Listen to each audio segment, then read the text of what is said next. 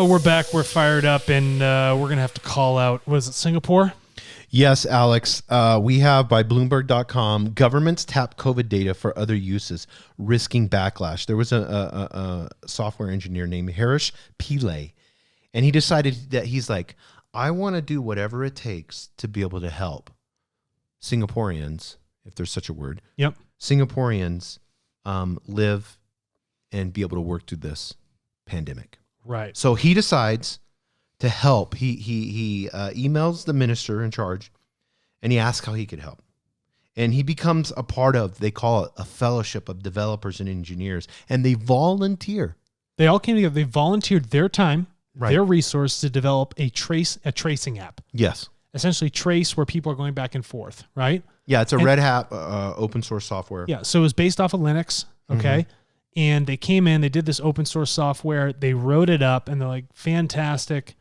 Let's get it out to the public. Let's have them start using it so we can just mitigate the spread of this. And explain what the Trace app does. So the Trace app asks you information. Have you come into this specific place? Scan. Yes, I'm here. I'm checking in. So they know when you go to place outside the GPS, public, yeah. right? It's essentially like a low form of GPS tracking. And then it turns around and says, oh, okay, there was a guy at the gym that you were at. Yeah, Joe Smith. It was infected. Was infected, and he was at a gym with 1,000 other Joe Smiths, and we have all their names and cell phones and data and locations. Right. And so now we want to inform those people and have them go get tested or anything that might happen from it. Yeah, and so it was traced together. It was an app and everybody went hardcore on it and decided to hop in. All the open source all developers. Collective, super nice. It's all those really good people that are online and be like, this is important and we want to develop towards it. And then the government decided to do something that it always does. And Right. it's number 6. What is number 6 on our big 7? Oh, government and corporate transparency. Let's talk about them not being transparent. And this was only they found this out after the fact. So can you read those two things down there we have highlighted? Yeah, the problem was being solved by creating this tool, but there was aspects of trust and confidentiality which also needed to be addressed, said Pillay, who has worked on Red Hat's open source software much of his career and firmly believes in transparent technologies. So we understand all of these things. Let the community help you do the right thing. In the beginning, Singapore was held up as a model for other nations. As the government encouraged people to download the Trace Together app to their smartphones, it published the source code and promised strict limits on data use. Right. It promised. Here's the government making you promises. Developers from around the world pitch in to hone and debug it in real time. Yeah. Now, the early optimism is fading. Yeah. But here, that promise, the architecture was designed where the government still had control over the data. Before we get into it, all things are mitigated when you take responsibility for your data. Don't give the responsibility to your government or to a business. Take the responsibility of the management into yourself and you hold on to it and you share it when you choose to do so. But because it didn't have that architecture that we've proven here at Tartle, let's talk about what happened. Only months after the minister in charge vowed it would only be used for COVID containment, and that's it. Transparency. They decided to take the app data and use it for a murder investigation. They didn't ask you. They used your personal information. They went in and they were tracking people and they pushed it into the police, what jurisdiction apparently the police had for doing their investigations. And they start scraping and using all your data, doing an analysis so that they can solve their own stuff. You have no control over the data. They have control over this entire asset that is yours. And it would have been a simple, they didn't even apologize. That's what pissed everybody off. Instead, they began to make plans to formalize the ability of police to access data in specific cases. Why don't you? This is as simple. What a this back minister door. in charge. That's Why so don't you ask somebody? Can we use your open trace data or whatever this app is? Can we use your data to help in a murder investigation? Yes or no? Ask them that. What's so hard about that? Oh, by the way, would you mind giving it to us? Oh my gosh. Wow. It's insane that that's like someone just coming up and taking your car and driving away. It's Grand Theft Auto. Yes. What do they call that? Grand Data Auto? Grand Theft Data? That's what we're going to call it. It's called Grand Theft Data. It's where a government or a corporation comes in and uses your data without any of your consent. Oh, by the way, don't store your keys at the office.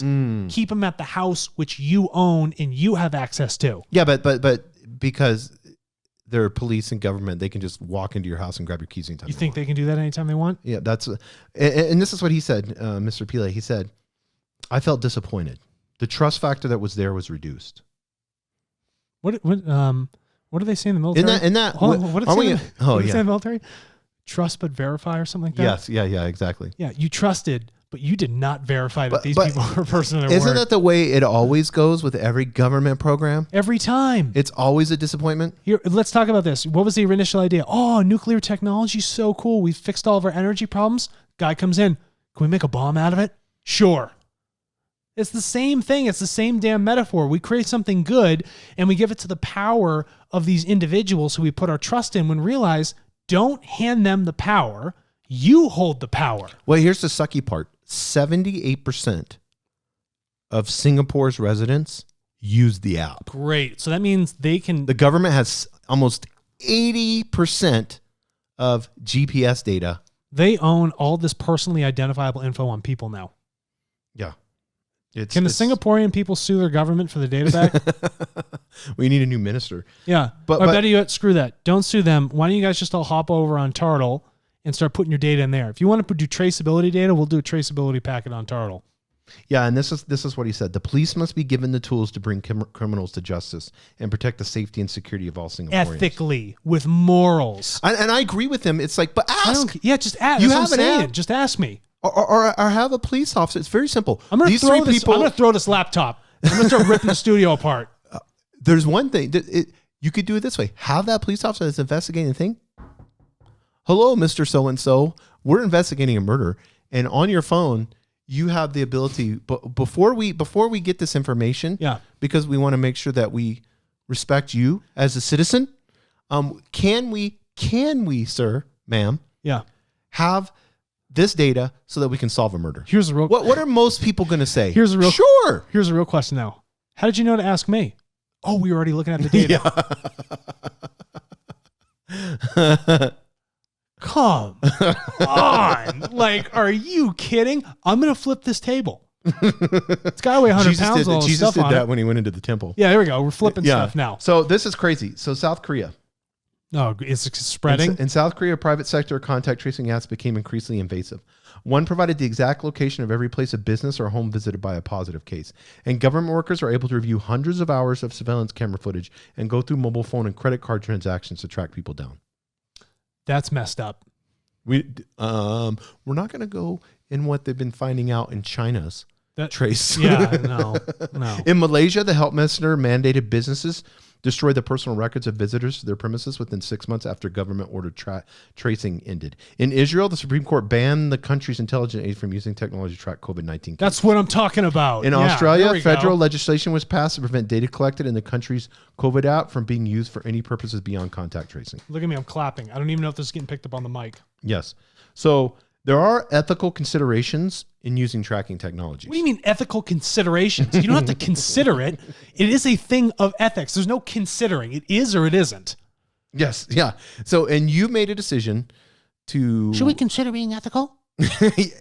Let's not get into corporate transparency. And let's mic all these boardrooms with these C-suite guys and see if that is ever asked in any of their meetings. You know, this reminds me. Ethically.